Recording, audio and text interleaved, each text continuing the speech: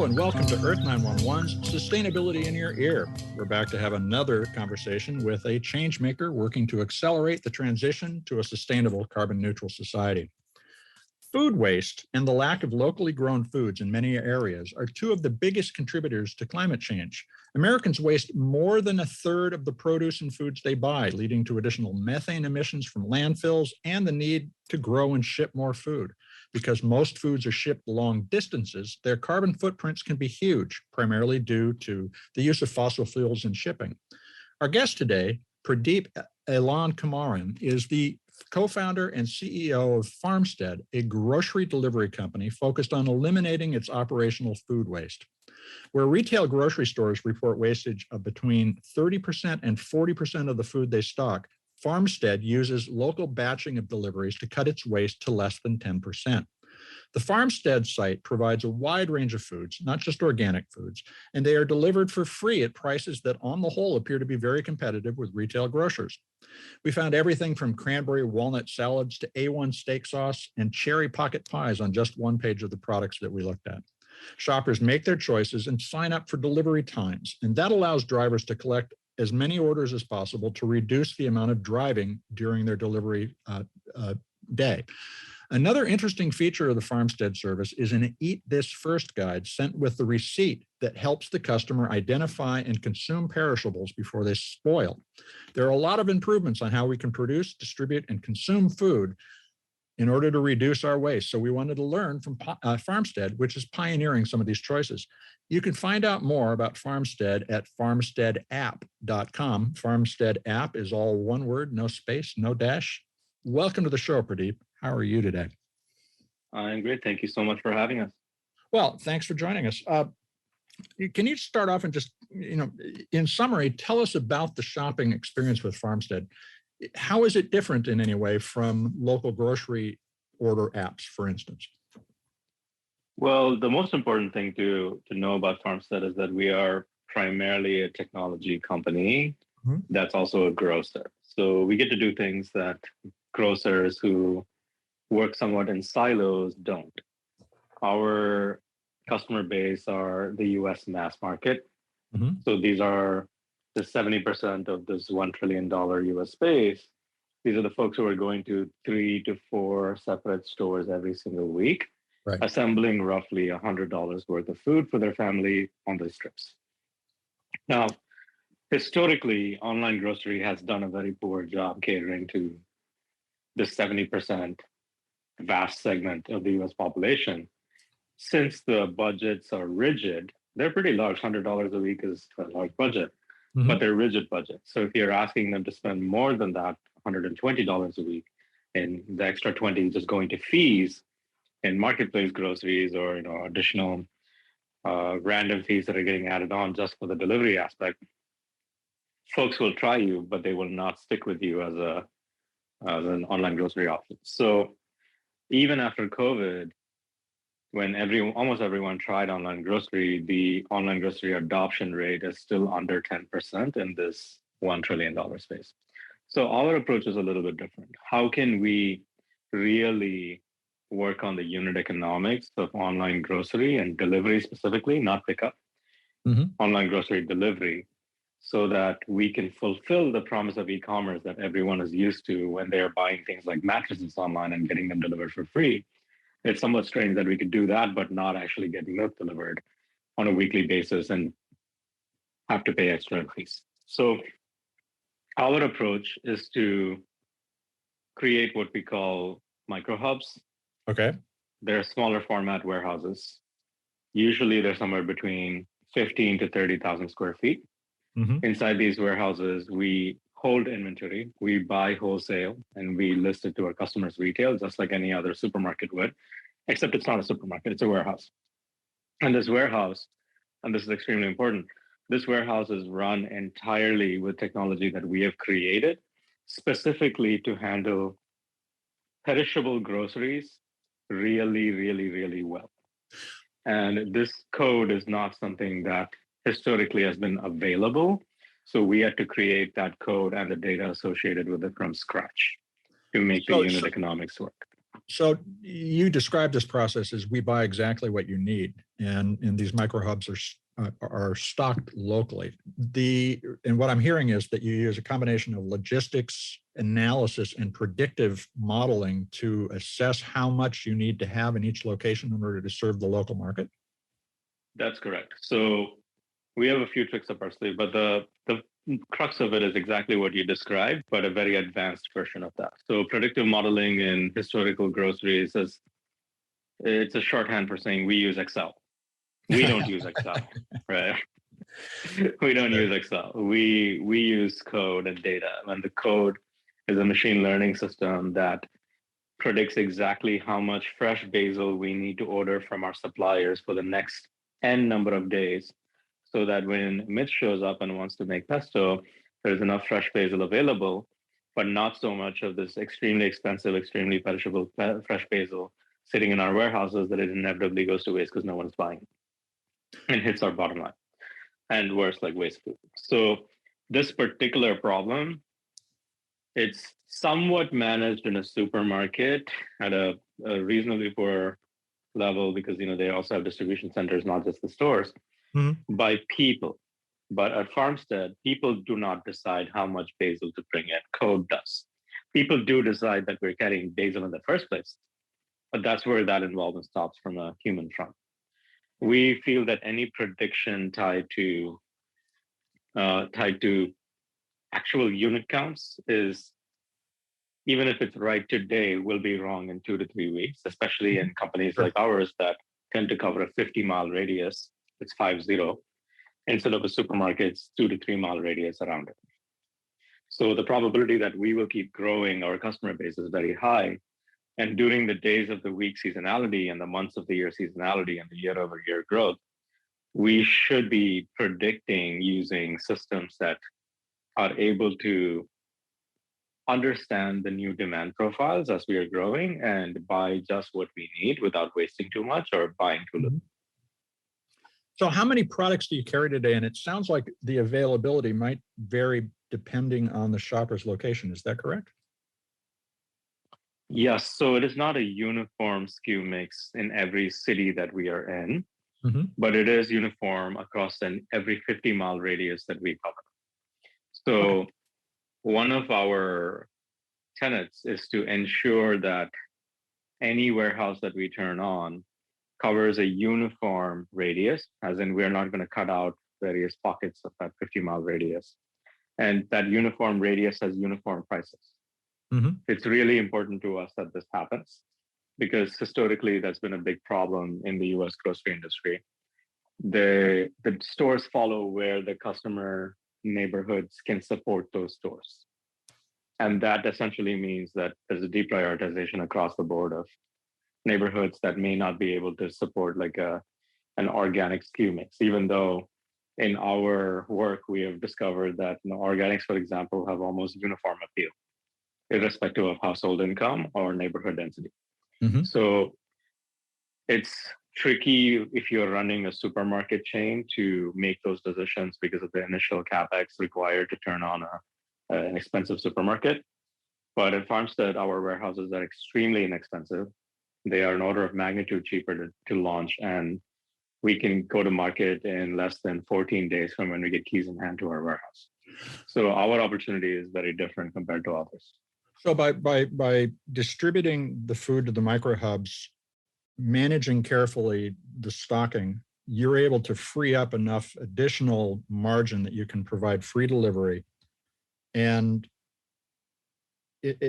keep prices competitive with the stores that are essentially another layer of waste in the current distribution system. In terms of thinking about how to continually optimize your planning and your relationship with your consumer, can you do more polling of what their intentions are in order to improve the quality of your modeling and reduce your waste even more? From a desire to see more products, we already do that. We ask them exactly what they want. And if enough people ask for the same thing, we bring it in. This is beyond our supply team choosing what to bring in because we have data that this will work in the market. But could you, for instance, say, we're planning for Thanksgiving. Are you going to cook turkey or ham and therefore reduce your potential waste even more? We could. I think for the seasonal projects, we have historically been somewhat conservative. And this is because we are new. Like, this is a brand new format. No one's ever really done this before in this way. So we tend to be, especially for the seasonal stuff, a little bit more conservative over the years. Having said that, we are a lot more aggressive on the weekly staples. So the goal is really to get our customers into a weekly cadence, which is actually productized. It's called the weekly program at Farmstead. And the weekly program gives you a free delivery once a week. It's kind of like a milkman model, except you get all of your groceries. And we pick up your packaging and bring it back when we drop off your groceries this week. So when you say pick up your packaging, what does that, what's included in that? Is that all of the packaging or those that are recyclable locally? Well, we deliver in boxes with ice packs and liners, and we tend to bring those back and reuse that for other customers. Okay, so your packaging, not the packaging of the food items itself. Okay, understood. That's correct. That's great. But that's an interesting concept, and we may want to think about that a bit more too. That could be possible, but in the end, we are sorting before we recycle, so it's very likely that we may be able to do that at some point in the future. What you described with consumer packaging. Well, funny thing, Earth911 does that, so we would love to talk. Now, you have the Eat This First feature, and I'm wondering if you've collected any data that shows that when a consumer follows that guidance, they also reduce their waste of food in the home. That's a great question. So consumer data is truly challenging, like actual consumer behavior data with this model. Well, one, we don't have a good handle exactly on how many other stores you're shopping at. So we don't actually know what's in your fridge. We just know what we have put in your fridge over time. Now, we could build models based on that, but I don't necessarily think it'll be that useful. What we found more and more is that the lighter the touch with our customers, and we just give them some nudges versus giving them actual raw data and specifics, the better the response. So for example, since the packaging guidelines for expiry dates aren't really standardized in the industry, some people print out sell bys, others say expiry, others say best buy or eat by. It's too confusing. So we had a version of Eat This First that actually had the actual dates, and folks were really spooked because most of them don't realize that they are seeing those actual dates, but more annoyingly, they actually had no idea what to do with it. Is it actually a sell by? Is it an eat by? There's a difference between a sell by and an eat by. If it's a sell by, it probably means you have many more days after that and you have to use your judgment. So we went from that iteration to what we have right now, which is we know, relatively speaking, that these products should be eaten before others. So let's tell you that you should do that first. Okay. And the response on that's been great. There are other things that we can probably do to improve this, but I think we're not about the statistics here for customers. We really want to shape some behavior change and help them not hit that extremely annoying, even if it's like a very selfish financial reason for a customer to not waste expensive meat that's sitting in the back of the fridge and they just totally forgot about it. It's to have that feeling that they are well in control of things that they're buying and what they're producing in their kitchens. So that's not something you normally think about when you're shopping, because by the time you go to the supermarket and come back, you've already bought way too much. So the two big things that we help our customers with is really pinning down what they need on a weekly basis. And I think a lot of the food waste at home work that we do is tied to that, because when you're tapping buttons and reviewing cards, you get to make those finer grained decisions. And we rarely do crazy upsells to customers that ask them to buy things that they don't need. Well, and of course, a grocery is designed to cater to the purpose, whereas this is more deliberative. And so the other facet of the sustainability of the supply chain, the food supply chain, is your own sustainability goals for Farmstead. Do you have a handle on your scope 1 and 2 emissions, and are you setting goals to reach net zero? Well, the structure of the company has historically been focused on reducing waste in all kinds. So first off, we need to cut down food waste, which we've done a great job at. You mentioned less than 10%. It's actually less than 3% nowadays in food waste. Congratulations. And thank you. Yeah. So we spent a lot of time working on that using the machine learning models. And it was really a night and day change a few years back when we turned on the machine learning models to help us predict this. However, this particular outcome, we suspect it would be difficult to achieve anywhere else outside of Farmstead because the data that's required is collected by the tools that our team members use. Right.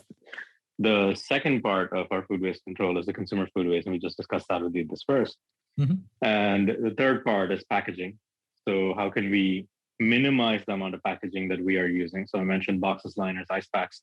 We are very careful about what we deploy out as packaging. Mm-hmm. It's very rare that you see any more than a single ice pack. It's the container that the ice pack is in is thermodynamically quite efficient. So we wind up not needing more than that. And whatever packaging we send out, we give customers the opportunity to either recycle it themselves or just leave it out at the door. And our drivers will grab it and bring it back. Now, we do deliver milk in glass bottles for some of our brands, and we pick those bottles up and bring it back. We refund you the bottle deposits on the spot. Now, these are small things, but they really start compounding. Right? Sure. And then the fourth big piece that really matters is deliveries. We are not a pickup and drop off point-to-point delivery option. As in, if you think about DoorDash or Uber Eats or Instacart, it's usually one driver per customer. Going back and forth on individual trips. Yeah, exactly. We are not that. But we also don't have our own vehicles. Mm-hmm. We don't run a fleet of small vans, for example. So I used to run driver at Lyft, driver growth. And at one point, it became pretty clear that it's possible to attract drivers to any operation if you bring their own vehicles, if they are getting compensated appropriately. Mm-hmm. Now, that works well for that point-to-point drop-off, and that's a 1099 model. But for delivery routes, which is what we do, we are actually spending more time mapping out how can we get a driver in a 2 to 2.5 hour delivery window delivered to 12 separate addresses within a tight geographic area. Mm-hmm. And that particular problem is not well understood outside of Farmstead when that driver is actually bringing their own vehicle to the table. So our drivers are W-2 employees. Okay. Some of them work part-time, some of them work full-time, but you cross the thresholds for getting benefits, you get benefits. Those are the pretty standard thresholds. So, and that's the same for our staff members as well, who are picking and packing at our warehouses. Well, does that mean that you can eventually move to potentially having your own electric delivery vehicles in order to eliminate those emissions?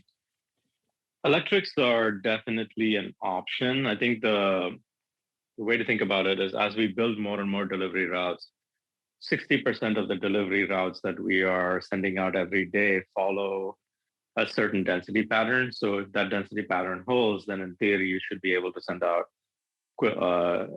energy efficient vehicles, whatever kind, right? I'm a big fan of electrics myself. I drive one. Mm-hmm. So the question then is, at what point does that actually make sense in terms of cost? We operate in California. Gas is definitely not cheap, but neither is electricity compared to other parts of the country. Sure. And we don't see as much of the savings as you would see in other places, though it's guaranteed there are vast savings available. Now, it's less about the savings, though. It's about what's actually happening when we're deploying vehicles on the road. So the goal, and this is already starting to happen, there's definitely a much more pronounced shift towards electrics happening this year in the consumer market as lower price electrics are starting to hit. So what I suspect would happen is worst case scenario, our drivers themselves will start buying electrics because it's in their favor. Right? The mileage rates are going to get reimbursed no matter what, whether you're driving electrics or and an electric is cheaper. Therefore, yep, exactly. Therefore, they would make more money in the long run. Okay. Right. And that's the flexibility that's I think it's always wise to consider the degrees of freedom of the person driving, right? And they are making a choice to either work part-time with us or full-time with us, or they're contracting across 10 different companies. I have learned over the years that choice is one of the bigger developments over the last decade. And we do as much as possible to maximize that choice. So even though we have a W2 delivery fleet, W2 delivery pool of drivers, they get to schedule their reality. We don't schedule for them, right? So time to time we may call them and say, "Hey, can you pick up the shift or not?" But for the most part, they are scheduling themselves in, and that's pretty interesting. That model also doesn't exist. So there's a flexibility that's being provided to our team members on the delivery side that actually translates into a bit more of a nuanced operation on the delivery side for us, which also means that we tend not to operationally waste gas as we are going through. Because we know this driver is going to region A, and at the last minute another order came in for region A, we can probably send it with this person, right? But if another driver is going to region B, which is right next to A, maybe they can do a quick hop at the end. This is really interesting. I want to take a quick commercial break. We got to pay for the show. We'll be right back.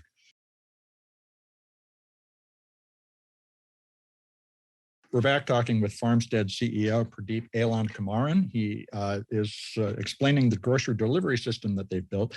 Pradeep, the distribution model is really intriguing, and I've noticed that you do have some offers for artisanal foods and locally grown and produced foods. Is that potentially a powerful direction for Farmstead to differentiate itself in the market by facilitating hyper-local food production and delivery? We've been doing that for a while, ever since the company started, actually. And it does matter a lot, because one of the reasons Farmstead was created, outside of just the sheer annoyance of having to pay a ton more money to get things that are normally supposed to show up at your door, is the fact that, I live in California, I live in Northern California. We are blessed with farmland everywhere. But if you go to one of the big national supermarkets near my house, you will, in the summer, where everything is growing in the Bay Area in the summer, you still don't find products from the Bay Area on the shelves. You wind up seeing some geographically quite distributed products, which never really made a lot of sense to me. When the produce quality is very high, when there are suppliers who can not only give you high quality produce, but because of the transit costs being so much closer, will give you attractive rates so that you can pass the savings down to customers and help them save money. That supply chain just doesn't exist. There is a shadow supply chain on the restaurant side that does exist. And that historically is where a lot of the local produce winds up going in most big regions of the country. There's a produce terminal that's touching every city, and most people don't even know it's there because it lights up at night. Yeah. And at night, all the produce hits, and then it gets redistributed to small grocery stores and corner shops, and also the restaurants. So now that's where we started. Could somebody with a local brand call you and say, "I'd like to be distributed in the Bay Area now"? That's the location you're currently live in, but potentially in the future, I'm in the Seattle region. Could somebody who makes food in the Seattle area be thinking about Farmstead as the most direct route to their customer? They can, and they definitely do nowadays. It's also true that the bigger nationals also see us as a direct route to their customers, a more direct route to their customers. So the best thing about having customers' emails and phone numbers and push notification permissions in our systems is there aren't too many hops in between a producer dispatching what they've produced and a customer seeing it. Mm-hmm. So there are very direct lines of data and feedback available. And a lot of producers are resonating with that. But I think that's a secondary result of actually being able to generate enough demand in any local region to make a local food ecosystem happen. Right. The right way to solve this problem is really to bring a ton of people who are all interested in buying early girl tomatoes that are produced in the Bay Area and attach them to a single warehouse. That's what we do. Mm-hmm. And when we do that, we can go to farms Eventually, not right away, because the demand thresholds are still pretty vast, even though we're doing decent scale, to say, hey, we're going to buy a certain percentage of your output for this season. But that's really the reality we are marching towards operationally on our end, where we are becoming very focused on predicting our requirements while also connecting as many locally focused customers as possible so that we can unlock a better supply environment and a higher quality experience for our customers. Now, one of the trends in groceries, retail grocery, is the delivery of prepared food or meals that are ready to cook. Do you see Farmstead getting into the business of delivering boxed meals in addition to packaged goods? Boxed meals is an interesting way to describe it. So we think of it as food eaten at home and food out of home.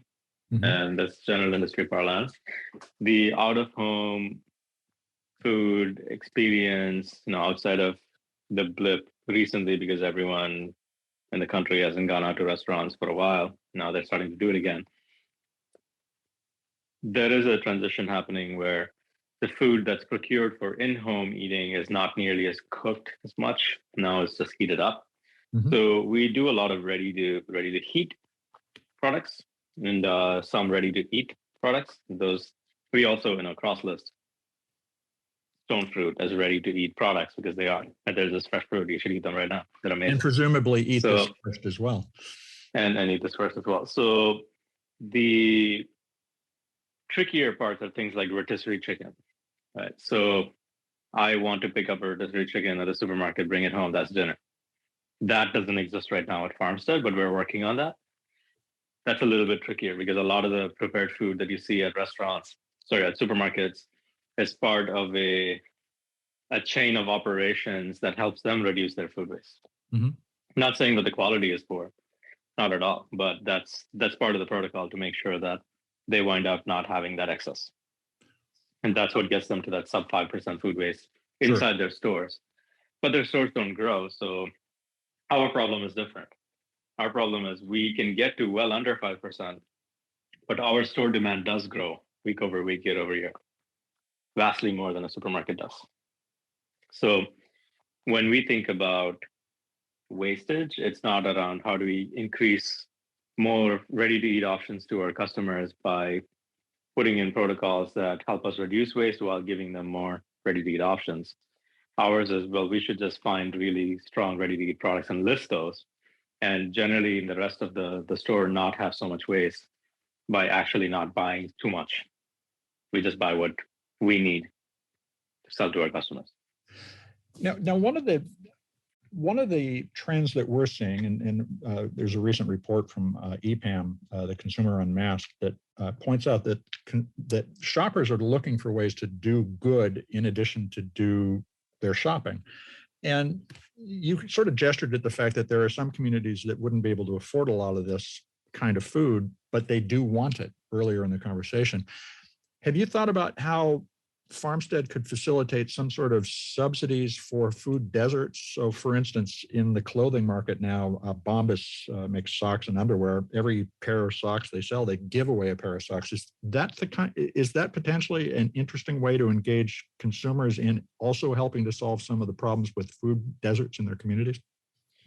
Yeah, we're a little less about the virtue signaling with programs like that. We are a lot more about improving access. So the best thing we can do is when we enter a market, we say we are delivering for a radius of X miles. Usually that's at least 30 miles. And within that 30 miles to 50 miles, we are delivering uniformly with uniform prices.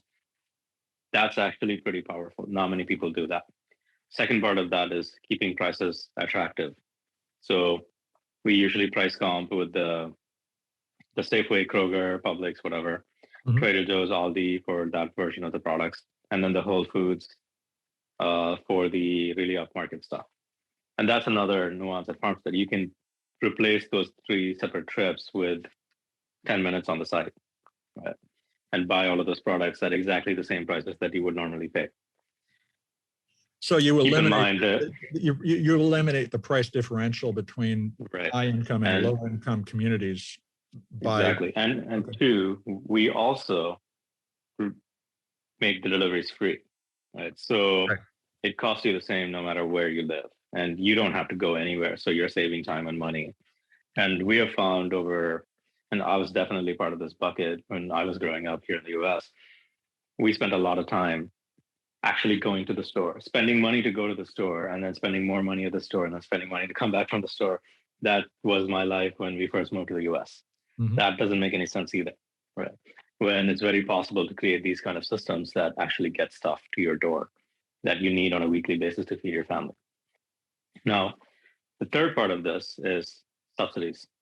So subsidizing by saying, okay, well, you can afford 4 pairs of socks and now we're going to give you one. That's great signal, but doesn't help that person who's trying to actually buy socks today, right?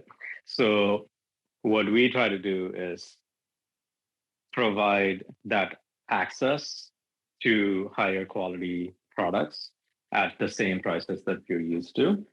But now we're starting to do EBT food stamps work. So we have a partner, Forage, who are becoming very rapidly known as the integrator of choice for this problem. And we're working with them and the USDA to really put the technology systems in so that we can start taking EBT payments. And that's a big deal, because immediately that unlocks in that 50-mile radius those folks who have been historically prevented from using any grocery or online grocery, either because they can't pay with EBT or because of the delivery fees, and solving both of those problems for them and actually getting them to use it. We are very excited about that one. That makes a lot of sense as a potentially huge impact in increasing access to good, fresh, and often organic foods. Now, when I was shopping the site, one of the things I was looking for was more nutritional information, and particularly sustainability information. I want to understand the impact of my food. Have you been looking at how you could augment the shopping experience with new features to help guide the customer in terms of their footprint and also discouraging over-ordering? The over-ordering problem is an interesting one. I mean, there are a few ways we could solve for that. A few things that we've been tossing around internally. We don't know if and when any of these will get productized. But for example, we can say, well, how many people do you have in your house? And what are their rough ages? Do you have kids, small ones, big ones? And how old are you guys? Like, how much do you eat, et cetera? And then we shape some features tied to that. Now that's kind of vague, right? There's another way of looking at it, which is what is the actual calorie content required on a weekly basis, right, for this household, right? And what are, let's go even deeper. Like, what are the maximum amounts of sodium intake recommended for this household, right? Mm-hmm. Given your characteristics, and what are things you want to accomplish? And then we could say, in the cart, since we have nutrition facts for the majority of our products that break down things like sodium and protein by gram, we can say, well, if you want to maintain your muscle mass, you should probably eat as many grams of protein as is your body weight. So if you're 150 pounds, you should try to eat at least 100 plus grams of protein. This particular cart will help you get to that point. That's one way of doing it. Okay. Right? Now, when you do all of these things, the natural effect of it is just that this data is staring you in the face, or even the fact that you're reviewing a list of items every single week, means that you wind up not over-ordering. And it also helps us start really upgrading that customer experience from just, I'm throwing things into my basket. Now, in terms of sustainability, that's a much more nuanced conversation where we have to consider 10 or 20 different factors based on the products we're carrying. Sure. What we have learned over the years is it's very unwise to prevent customers from making choices about their food. So we found all kinds of wild examples. So we have families who love their pristine organic baskets. They live in high household income areas, but guaranteed they're going to get 10 boxes of mac and cheese every single week too. And in pockets of the country where household income is very suppressed, fresh food access is priced, which is not something you would expect if you just read the data and go buy that, right? So anecdotally, we have learned that choice matters, and making sure that there is enough products to cater to customer choice in terms of what categories they're choosing matters more than helping them, well, I shouldn't say helping them, by projecting a particular perspective of the world that we may choose to project as Farmstead, and somewhat forcing them to live within those parameters. Well, I understand the point you're making with regard to the brand experience that you're trying to create. But on the other hand, what a lot of folks are looking for is deeper insight into the supply chain and the impact of the decisions they make. They want to be more deliberative. And so it would be valuable to be able to look at the carbon footprint of my basket and get some kind of insight into, well, why am I way over what I'm trying to achieve? And that would be interesting and useful for me as a conscientious shopper. The way we solve for that right now is really the biases that are baked into the way we choose supply. Right? Mm-hmm. So we don't tell you, hey, we're not going to carry Oreos because we think they are unhealthy. I actually love Oreos, even though they're probably not super healthy for me. Everybody has their little sins. Exactly. So I think the way to think about this is, what is this company prize in terms of how they source? With produce, we make it super clear that we are buying locally, right? Whenever, wherever possible, wherever we are. And since produce and fresh perishables generally wind up being a huge chunk of your basket, especially at Farmstead, which stocks more perishables than most places, that there's a better impact in just the way you're buying because of this. And that you're also taking a car off the road by you not going to the store. And you are also part of a system that's delivering to you and to your neighbors, which is the most efficient way possible. And the packaging can be recycled. There is a halo effect, so to speak, around just the act of purchasing from companies that are making these kind of choices. Right? Cue the example with the socks earlier. The second part of this is, what about the actual products? Now, there's two issues with the actual product information. One, the product information around sustainability is really hard to find usually. And even if you find it, it's not digitized. So it took us forever to even get nutrition facts, basic nutrition facts that you find in the boxes, into a digital environment, because it's just so scattershot. We had to go pull it together from 5 or 6 separate places. So finding a unified way for any UPC, or any national UPC, let me be clear, to get that sustainability information and then create constructs to understand it better. I really would love to do that as soon as the data starts becoming available. Now, there may be a scenario in the future where we create that data by just forcing the thing to happen. But as of right now, that's not a priority. Perfectly understandable, because it really is a very confusing environment. It's something to put a bookmark on and come back to it in the future, obviously. Now, based on what you've learned about groceries, are there other industries that you think could reduce their shipping and distribution impacts by improving their ordering and delivery route planning? Yes, I think pretty much any industry that is touching some amount of stuff moving from place to place is probably underutilizing technology. So it's a little tricky because the usage of technology immediately removes people from the equation. And then the question becomes like, okay, well, then what are those folks going to be working on? And two, there are years, decades and decades of work that is already put in place with processes to ensure crazy things don't happen, right? Having said that, I wouldn't say we were successful in the very first big test of the US supply chain in a long time during COVID, right? I think we kind of scraped by as a country, but It could have been a lot worse. And I think we also narrowly avoided even more disaster with the recent LA ports issue in terms of stuff hitting the ports. There are a lot of weak areas in the supply chain. So, companies like our friends at Flexport, for example, they're doing a tremendous job kind of bringing tech to the table here. What we work on is not the bigger macro pieces, is really that very specific problem of we are expecting stuff to show up to our warehouse. Now, everything from our warehouse to your doorstep, we want to do the best possible thing for you as a customer, for the planet, for the current circumstances, and make sure that we are all happy with what's happening from that moment on. And eventually we'll start going upstream and start defining some parameters and requirements for what we are okay with. But it took us about 5 years to even get to this point where we can confidently say we have a lot of control over that from the moment it's hitting our warehouse to your doorstep. And that's how complicated this entire industry is.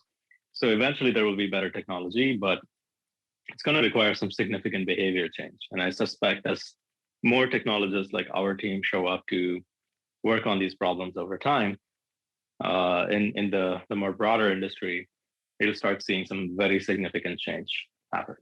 Well, and I think change as well.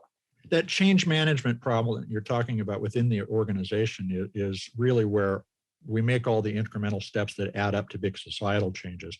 And it'll be important to understand what to do with the people who previously would have been doing the deciding and picking based on their own intuition rather than what the data is telling them to do, or that a machine does. So, but that also points to an environment where fewer people can provide a whole lot more value. And there is efficiency there too. We just have to figure out how to deal with the social implications of those changes. How can listeners who are not in the Bay Area where you are currently available let you know that they're interested in Farmstead? And for those who are in the Bay Area, how can they get started, and is there a discount? Yeah, all new customers get a discount for first-time shopping in the Bay Area. So if you visit farmsteadapp.com, irrespective of where you live, you will be asked to enter a zip code. And if you're interested and we are not available there, please put in your email address and we will ping you the moment we are available there. And it could be sooner than later because we are working on market expansion the next 12 to 24 months. In the meantime, follow us on Twitter and Facebook, and we will keep posting updates about all these things we just talked about. Well, we will certainly want to keep up on what you're doing because you're doing a lot of interesting things, and the progress will be fascinating to follow. Pradeep, thank you for spending some time with us today. Thank you so much for having us again. It's great to be here. We've been speaking with Pradeep Elankumaran. He is the co-founder and CEO of Farmstead, which is at farmsteadapp.com. Farmstead app is all one word, farmsteadapp.com. Go check it out. And if you're in the Bay Area, take advantage of that first-time shopper discount and try it out. What we heard is another concrete example of how technologies of optimization can remove waste from our systems. There's a sense that we're displacing people's intelligence, but what we are actually potentially doing is augmenting it. But clearly, and this is critical to our interest in becoming sustainable shoppers to make decisions that are good for the planet, more sustainability and end-of-life information about the packaging and the food waste is needed to provide a wide range of shoppers the ability to make personally satisfying decisions. As Pradeep pointed out, people don't want to be told what to do necessarily. They want to find ideas and make good decisions, but those have to fit with what they personally value. And so more information can create less waste. It'll be a fascinating conversation to follow as the world looks at how to collect enough data to become another thing, another society that is not as wasteful as ours. I hope you'll take a few minutes to share this podcast and all the others with your friends, family, coworkers. You can find us at Apple Podcasts, on Audible, on Spotify, iHeartRadio, and many other, in fact, everywhere you find your podcasts, we're there. Get this out there. Let's share more ideas to create less waste.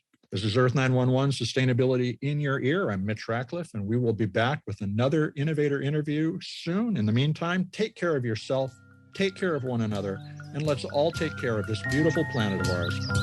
Have a green day.